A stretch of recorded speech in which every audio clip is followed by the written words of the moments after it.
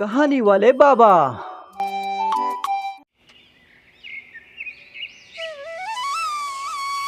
ये कहानी है एक छोटे से गांव की जिसका नाम बेलापुर था। इस गांव में जैसे ही सूरज ढलता पूरे गांव में सन्नाटा पसर जाता था।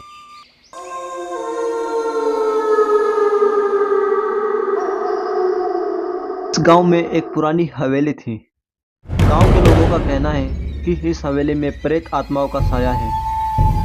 तभी गांव में एक दिन राहुल और बबली नाम के दो दोस्त आते हैं।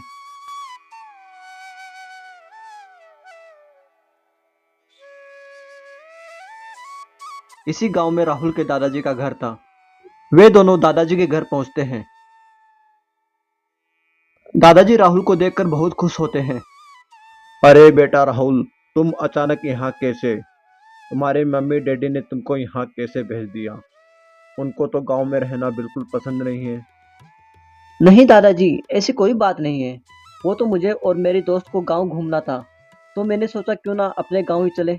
इसी बहाने कुछ दिन दादाजी के साथ भी बिता लेंगे। अच्छा ठीक है, तुम दोनों यहाँ आए मुझे बहुत अच्छा लगा। चलो अब थोड़ा आराम कर लो। ठीक है दादाजी, जैसा आप कहो। ऐसा कहकर वह दोनों आराम करने चले जाते हैं। अगले दिन दादाजी, हम दोनों घूमने जा रहे हैं, आप परेशान मत होना, हमें वापस आने में देर हो सकती है। ऐसा कहकर वह दोनों वहां से चले जाते हैं।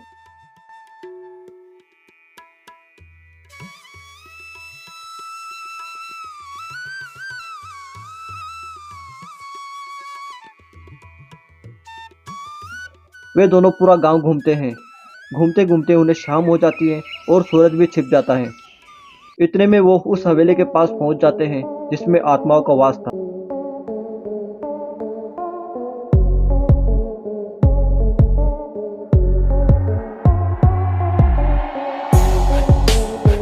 राहुल, ये कैसी जगह है? बहुत अजीब है। और इस हवेली को देखो, कितनी डरावनी है। बबली, ये गांव है, यहाँ ऐसी ही हवेलियां होती है। नहीं राहुल, मुझे डर लग रहा है, प्लीज तुम यहाँ से चलो।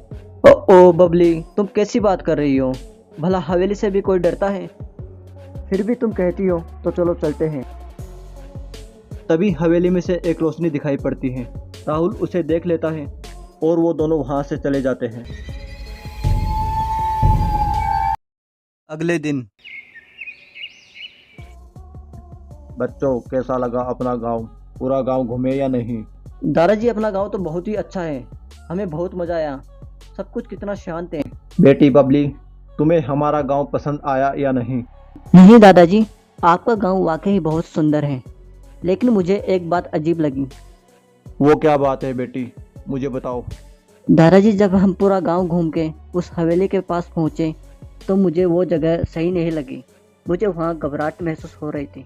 बच्चों, मुझे माफ करना, मैं तुम्हें उस हवेली के बारे में बताना भूल गया था। मेरी बात ध्यान से सुनो।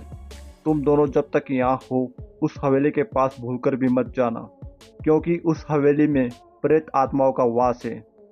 उस हवेली में कोई नहीं रहता और न ही सूरज ढलने के बाद कोई उसके पास जाता है। दादाजी की ऐसी बात सुनकर राहुल चौंक जाता है। वह सोच में पड़ जाता है कि अगर उस हवेली में कोई नहीं रहता तो वो लाइट कैसे जली। उसे ये बात परेशान कर रही थी। फिर वह रात होने का इंतजार करने लगा। रात होने पर राहुल देखता है कि दादाजी सो चुके हैं। फिर वह बबली को उठाने उसके रूम में जाता है।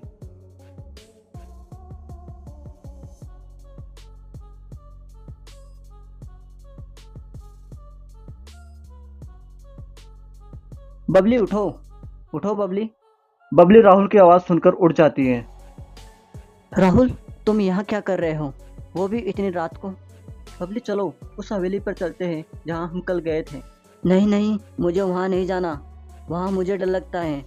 अब तुम भी जाओ, रात बहुत हो चुकी है, जाकर सो जाओ। बबली, तुम पढ़ी लिखी होकर इन बातों को मानती हो? ये सब बकवास है, ऐसा कुछ नहीं होता। हम दोनों को वहाँ जाना ही होगा और गांव वालों को इस डर से आज़ादी दिलानी होगी। बबली कुछ देर सोचती है और फिर राहुल के साथ चलने को तैयार हो जाती है। वो दोनों हवेली की तरफ जाने लगते हैं।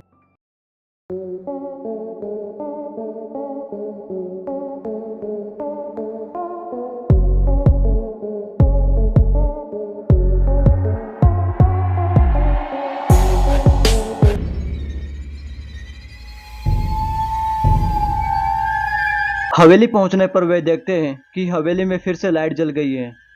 बबली चलो हवेली में चलकर देखते हैं आखिर इस हवेली का राज क्या है। गांव वाले इस हवेली में जाने से इतना डरते क्यों हैं। हाँ हाँ चलो चलते हैं। ऐसा कहकर वह दोनों हवेली के अंदर जाने लगे। वो जैसे ही अंदर गए उनके साथ अजीबोगरीब घटना हुई। उन्हें अजीब सी आवाजें आने लगी।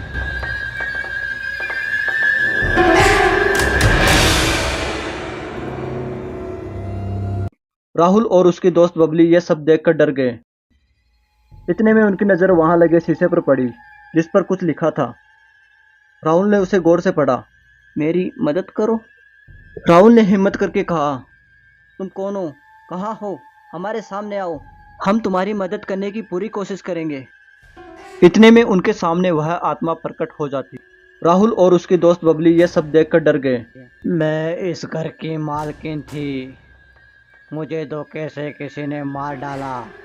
अगर तुम मेरी मौत का रहस्य सुलझा दोगे तो मुझे मुक्ति मिल जाएगी। ऐसा कहकर वह आत्मा वहां से गायब हो गई।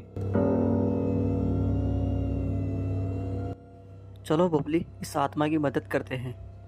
राहुल और बबली उसकी मौत के रहस्य का पता लगाने के लिए पूरी हवेली में छानबीन करने लगे।